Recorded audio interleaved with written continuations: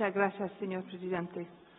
Monsieur le Président, Monsieur le Secrétaire général, Monsieur le Secrétaire général adjoint, Excellences, Mesdames et Messieurs les ministres et chefs de délégation, Excellences, Mesdames et Messieurs les représentants permanents des États membres, Excellences, Mesdames et Messieurs les représentants des observateurs permanents, Mesdames et Messieurs.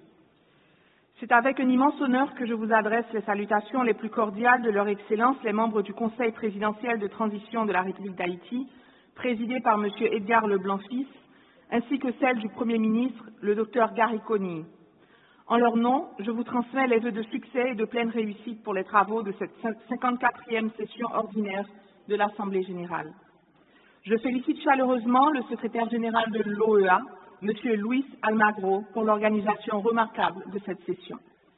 Monsieur le Président de la République du Paraguay, Su Excelencia Santiago Peña, je vous remercie de nous avoir accueillis à Asunción, ville au passé riche et qui, comme Port-au-Prince, porte encore les empreintes d'une histoire universelle. Votre pays, comme le mien, a été un carrefour de rencontres violentes des civilisations. Et ce matin, il est un point de convergence prometteur entre les peuples des Amériques. La République d'Haïti, ce bout d'île magique au nom duquel je parle, est le foyer de l'intercelle de la liberté pour tous, le berceau de la dignité pour tous. Dans l'épopée de ce continent américain qui nous unit, chaque recoin témoigne encore de la contribution haïtienne, raconte encore la vision et le courage de nos pères fondateurs et de nos mères fondatrices qui ont rêvé puis réalisé l'impossible. Si notre parcours a depuis été jonché de pages plus sombres, Haïti est encore et toujours prête à participer à la construction de notre avenir commun, ensemble. Monsieur le Président, le thème qui nous réunit cette session a une résonance particulière avec les réalités de mon pays. Il nous rappelle aussi, à bon escient, qu'intégration et sécurité pour le développement durable de la région sont des préoccupations tant profondes qu'urgentes pour tous les représentants réunis autour de cette table. Chacun de nos pays doit répondre à un niveau ou à un autre à la violence et aux inégalités chroniques dans la distribution des richesses. Durant cette Assemblée générale, il nous revient donc de prendre des engagements impérieux visant à permettre l'épanouissement de chaque citoyenne et de chaque citoyen de notre région, et Haïti participera activement à ces débats.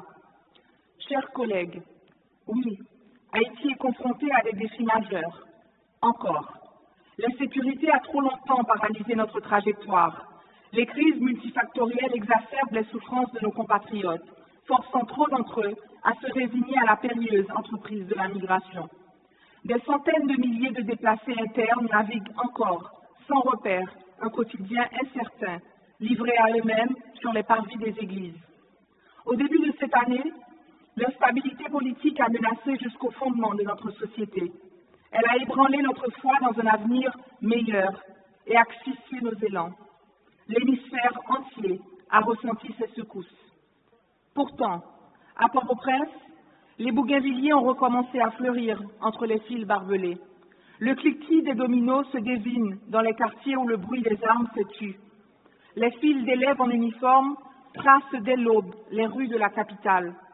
Le ballet des avions commerciaux a repris dans notre ciel. Le pays vient d'enregistrer les semaines les moins meurtrières depuis juillet 2021. Ces signaux, timides et fragiles, nous encouragent et nous obligent. Sous l'égide du Conseil présidentiel de transition, composé des grandes orientations politiques du pays, du secteur privé, de la société civile et des associations interfoi, un moment inédit de rassemblement national est né, dans une opportunité réalisée avec l'appui bienveillant de la CARICOM. Rarement dans notre histoire récente de peuple avons-nous eu l'occasion d'être tous véritablement à bord du même train. Aujourd'hui, tous les acteurs se déclarent décidés à remettre le pays sur les rails du développement durable et vers les urnes. Nous entamons un chapitre de l'essor, prudemment, mais entièrement. C'est dans ce contexte et en dépit des obstacles colossaux que le nouveau gouvernement haïtien est déterminé à prendre toutes les mesures nécessaires en vue de réussir les grands chantiers qui cimentent l'accord de transition politique. Rétablissement de la sécurité, redressement économique, réhabilitation des infrastructures, sécurité alimentaire et sanitaire, organisation d'une conférence nationale, révision constitutionnelle, retour à l'état de droit et de la justice sociale et élections pour le renouvellement du personnel politique. C'est désormais autour de ces grands axes que doivent s'articuler nos partenariats avec la région, le temps de la transition. Excellence. Conscient que tous nos pays sont en proie au fléau de la criminalité transnationale qui a des répercussions profondément négatives sur nos sociétés, le gouvernement haïtien s'attellera sans compromis à la lutte contre la corruption, contre le trafic des armes, le trafic des personnes, le trafic d'influence et le trafic illicite des biens culturels. Il organisera la mise en place d'un dialogue avec toutes les parties prenantes de la société haïtienne et de sa diaspora. La restauration de la confiance et de la solidarité entre les citoyens est une pierre angulaire de la reconstruction du pays. Cette confiance ne saurait se dessiner sans la prise en compte de l'état de traumatisme aigu qui mine chaque haïtienne, chaque haïtien. Confronté à des actes de violence, au cataclysme, à la faim, au désespoir, le deuil a longtemps semblé être le dernier dénominateur commun de la population haïtienne.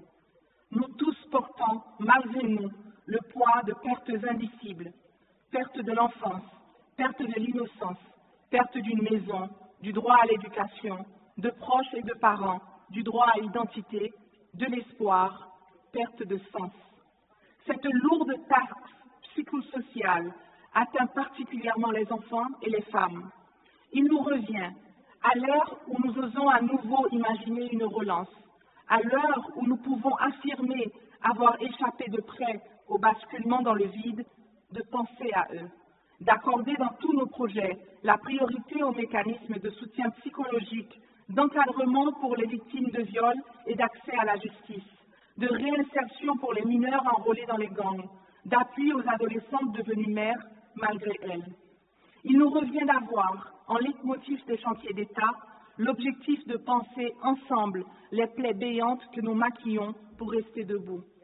Cette transition est donc aussi le moment d'enclencher un exercice de thérapie collective, nécessaire à la solidité de toute fondation institutionnelle, un exercice dans lequel votre soutien sera le bienvenu.